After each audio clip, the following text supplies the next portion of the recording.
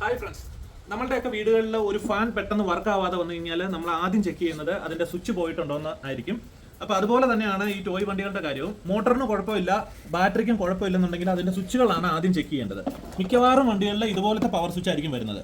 ഒന്നില്ലെങ്കിൽ ഇതുപോലെ ടൈപ്പ് ആയിരിക്കും, അതിങ്ങനെ പ്ലഗിൻ ചെയ്തേക്ക് വരും. അല്ലെന്നുണ്ടെങ്കിൽ ഇതുപോലത്തെ സ്വിച്ച് ആയിരിക്കും, അത് ഇതുപോലെ പ്ലഗിൻ ചെയ്തേക്കുന്നതായിരിക്കും. അല്ലെങ്കിൽ ഇതുപോലെയുള്ള ഒരു ചെറിയ പവർ സ്വിച്ച് ആയിരിക്കും. ആ സ്വിച്ചുകൾക്ക് കംപ്ലൈന്റ് ഉണ്ടെങ്കിൽ വണ്ടി അനങ്ങിയല്ല. അപ്പോൾ നമുക്ക് ആദ്യമേ ആ സ്വിച്ചുകൾ ചെക്ക് ചെയ്തിട്ട് വളരെ ഈസി ആയിട്ട് നമുക്ക് ഇതുപോലെ സ്ക്രൂ ഡ്രൈവർ എന്തെങ്കിലും ഇട്ട് തിക്കി കഴിഞ്ഞ് കഴിഞ്ഞാൽ ഇത് നമുക്ക് ഊരിയെടുക്കാൻ പറ്റും. ഇതുപോലെ ഊരിയെടുക്കാൻ പറ്റും. ഊരിയെടുത്ത് കഴിഞ്ഞാൽ ഇത് ഫുള്ള് ക്ലാവൊക്കെ പിടിച്ചിരിക്കുന്ന കാണാം. ഇതുപോലത്തെ സ്വിച്ചുകളൊക്കെ നമുക്ക് ഇലക്ട്രോണിക്സ് കടകളിലൊക്കെ വാങ്ങിക്കാൻ കിട്ടും. പക്ഷേ ഏറ്റവും സേഫ് ഇതുപോലെ ഒരു കീ സെറ്റ് സെറ്റ് ചെയ്യുന്നതാണ്. അപ്പോൾ ഞാൻ കാണിച്ചു തരാം.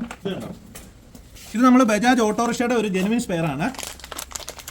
ഇത് നമ്മൾ വരുത്തിക്കുന്നതാണ്.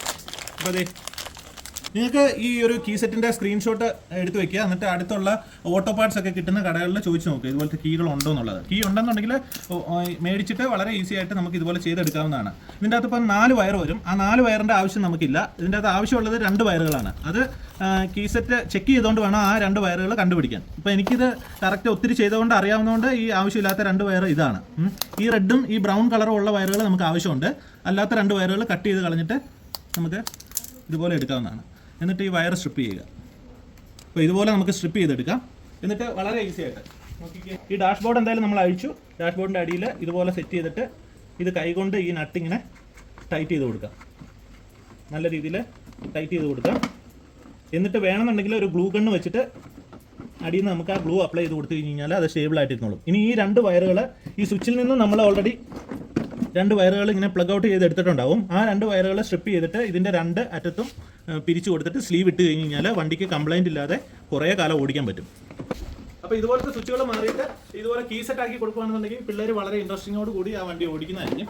അപ്പോൾ നിങ്ങൾ ഇതുപോലത്തെ കീ സെറ്റ് നിങ്ങളുടെ അടുത്തുള്ള സ്പെയർ പാർട്സ് കടയിൽ കിട്ടുമെന്ന് അന്വേഷിച്ച് നോക്കുക. കിട്ടുമെങ്കിൽ ഇതുപോലെ ഈസി ആയിട്ട് ചെയ്തെടുക്കാം.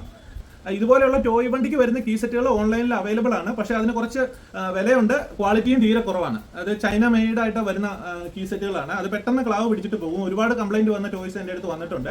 ഈ കാണുന്ന വണ്ടികൾക്കെല്ലാം നമ്മൾ ഇത് കൂട്ട് കീ സെറ്റാണ് സെറ്റ് ചെയ്യുന്നത്. അപ്പോൾ നിങ്ങൾ നോക്കിക്കഴിഞ്ഞ് കഴിഞ്ഞാൽ ഇതൊക്കെ അത്യാവശ്യം വില കൂടിയ വണ്ടിയാണ്. അപ്പോൾ ഇതിനൊക്കെ ഈ ഒരു കീ സെറ്റാണ് നമ്മൾ സെറ്റ് ചെയ്ത് കൊടുത്തേക്കുന്നത്. അപ്പോൾ കംപ്ലൈന്റ് ഇല്ലാതെ വണ്ടി ഓടും. കണ്ടോ, ആ 2 വയർ ഈ സ്വിച്ചിലേക്ക് വരുന്ന 2 വയറിലേക്ക് ഇതുപോലെ സോൾഡർ ചെയ്ത് കൊടുത്തേക്കുക.